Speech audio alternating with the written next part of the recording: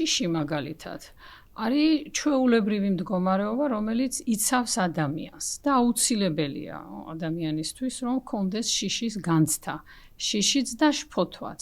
მაგრამ როცა პაციენტი მოდის ფსიქიატრთან, აქ საუბარია არა შიშზე, არამედ ფობიაზე, რომელიც უკვე არის პათოლოგიური შიში.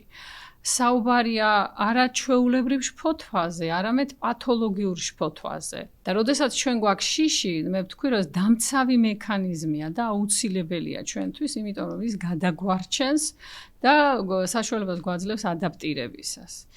იგივე მექანიზმი აქვს სტრესს. სტრესიც, აი თქვენ მთხოვეთ რომ ესაუბრა სტრესზე. სტრესი ეს არის ჩვეულებრივი ნორმალური მდგომარეობა, ნეგატიური არ არის თავისთავად და სტრესიც აუცილებელია რომ ადამიანმა მოახდინოს ადაპტირება იმ მძიმე სიტუაციაში, რაც მას ემუქრება. არსებობს ორი სახის სტრესი. ერთი ეს გახლავთ ეუსტრესი, რომელიც არის დადებითი, სასარგებლო სტრესი, რომელიც მობილიზებას ახდენს ადამიანის ძალების მობილიზებას და მეორე არის დისტრესი. ანუ თავისთავად სტრესიც არ არის ნეგატიური.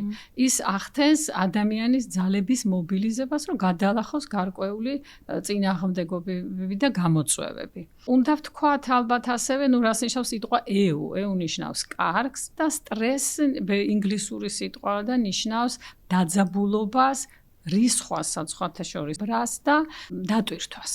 ესეთი განმარტება აქვს ამ სტრესს.